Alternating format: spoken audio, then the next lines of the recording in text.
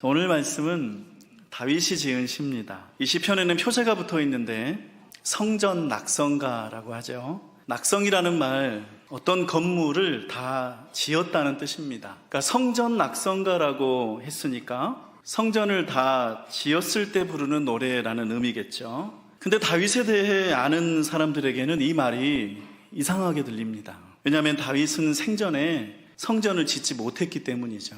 성전을 지은 사람은 다윗이 아니라 그의 아들 솔로몬이었습니다. 여기에는 사연이 있습니다. 다윗이 이스라엘을 왕으로 다스리는 동안에 나라가 평안하고 번성했었죠. 그는 소위 말해서 잘 나가는 왕이었습니다. 걱정거리가 없었는데요. 그래서였을까 이 다윗이 성경에서 금지된 일을 하나 합니다. 역대지상 21장에 보면 그때 다윗이요 인구조사를 명령합니다. 그때의 인구조사를 한다는 것은 단지 그 나라에 살고 있는 사람들의 숫자가 몇 명이라는 사실을 파악하는 데 그치지 않았습니다. 오히려 그 조사된 인구에 따라서 이제 그 숫자만큼 세금을 매긴다는 뜻이고, 그 숫자만큼 전쟁을 위한 군사를 동원한다는 뜻이고, 그 숫자만큼 강제 노동을 시킬 근거 자료를 만드는 작업이 인구조사였습니다.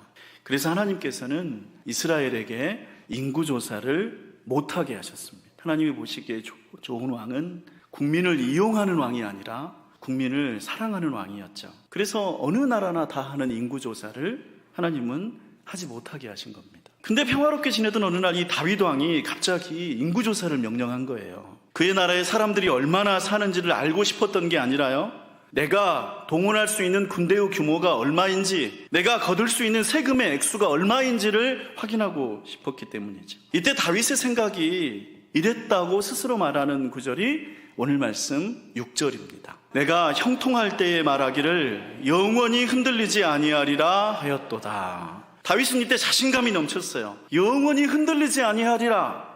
누구 덕분에 흔들리지 않을 건가? 다윗 자신 덕분에요. 스스로 생각하기를 내가 그동안 열심히 노력해서 이만큼 대단한 나라를 만들었다고 자부한 것입니다.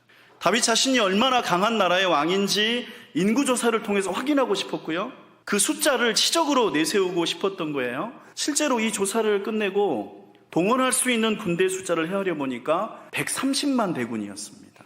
이 정도 군대라면 영원히 흔들리지 않겠구나 싶었던 거죠. 근데 그때 예기치 않은 일이 벌어집니다. 온 나라에 갑자기 전염병이 퍼지기 시작한 거예요.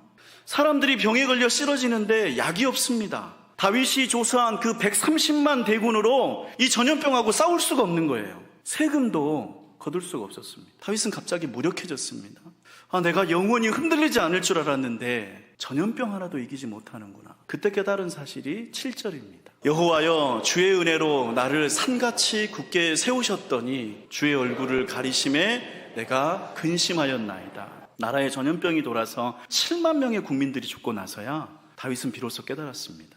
그를 산같이 굳게 세웠던 것은 그의 잘남이 아니었다는 사실을요, 그것은 하나님의 은혜였다는 사실을요. 근데 그의 마음에 깃들었던 교만함에 눈이 어두워져서 마치 자기 자신이 혼자 잘나서 뛰어난 왕이 된 것처럼 자만했던 거죠. 그로 인해 하나님께서 얼굴을 가리시자 다윗의 형통함은 사라졌고 그에게는 근심밖에 남지 않았음을 깨달은 것이고요. 다윗이 자기 자신의 잘남을 내려놓고 하나님께 다시 돌아오자 온 나라를 휩쓸었던 전염병도 그쳤습니다. 이 사건 후에 다윗은 성전을 지을 땅을 삽니다. 성전 건축에 필요한 자재들을 준비합니다. 왜 성전을 지으려고 했을까요? 다윗은 내가 잘나서 좋은 왕이 된 줄 착각하다가 넘어지는 실수를 다시 반복하고 싶지 않았습니다. 그는 하나님을 기억하고 싶었습니다. 그리고 다윗이 아무리 잘못해도 다시 건지시고 도우시는 하나님께 감사를 드리고 싶었습니다. 사람의 잘못에도 불구하고 은혜를 베푸신 하나님을 높이고 싶은 거예요.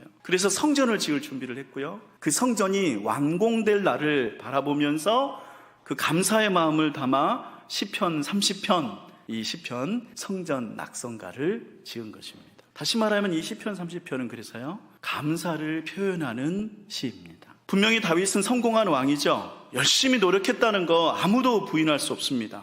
빈손으로 시작했다가 온갖 역경과 고난을 잘 이겨냈고요, 마침내 성군의 반열에 오른 입지전적인 인물입니다. 주변 나라들 다 복속시켰어요. 다윗 시대에 그의 왕국을 넘보는 세력은 어느 누구도 없었습니다. 그런 그는 어쩌면요 잘났다고 자부심을 가져도 될 법합니다. 내가 이 모든 대단한 일을 해냈다고 자랑하고 내세워도 그 자격이 충분합니다. 하지만 다윗조차도요, 그렇게 해서는 안 되는 거였어요. 나밖에 없다고, 내가 아니면 되는 일이 없다고, 이거 다 나 혼자 이룬 거라고, 이 정도면 대단하지 않느냐, 자기 도취에 빠졌을 때 다윗 같은 뛰어난 왕도 결국 넘어졌습니다. 기세 좋던 표정은 사라지고 근심만 남게 됐죠. 그때 별 수 없었던 다윗이 하나님을 다시 붙들었는데 하나님께서는 그를 일으켜 주셨습니다. 그래서 다윗은 하나님께 감사하는 시편을 지었다고. 우리 4절과 5절 함께 읽습니다. 주의 성도들아, 여호와를 찬송하며 그의 거룩함을 기억하며 감사하라.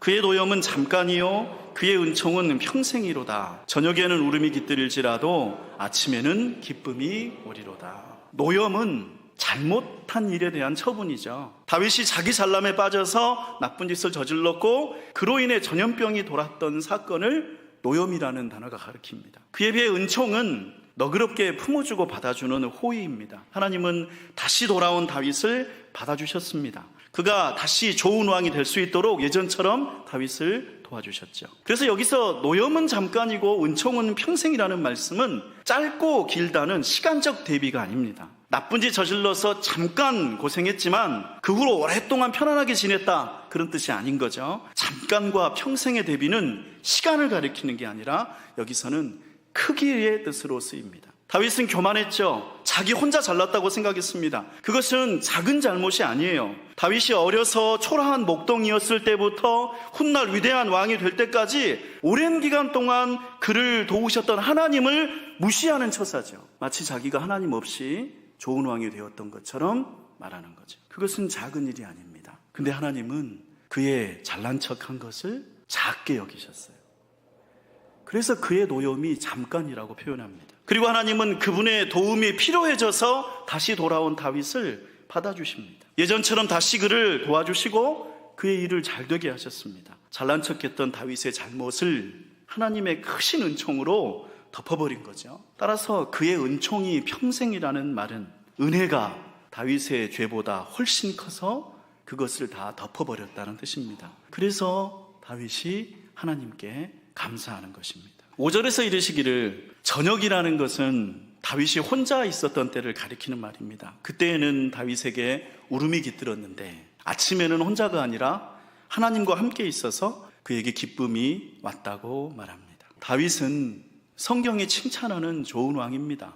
근데 그에게 있는 많은 장점들 중에요, 오늘 말씀이 보여주는 장점이 있어요. 그것은 다윗이요, 감사할 줄 아는 사람이라는 장점이에요. 한때 그는 자신의 교만에 취했었습니다. 자기 혼자 잘났다고 생각하기도 했습니다. 하나님도 국민들도 다 그의 아래에 있다고 생각하기도 했습니다. 그러나 그는 금방 깨달았어요. 자기 혼자서는 안 된다는 사실을 알았어요. 그의 곁에 하나님께서 계셔왔다는 사실을 기억해냈습니다. 다윗이라는 사람도 도움이 필요한 존재라는 사실을 인정했습니다. 그래서 다윗은 그 감사의 마음을 담아서 오늘 시편을 지은 것입니다.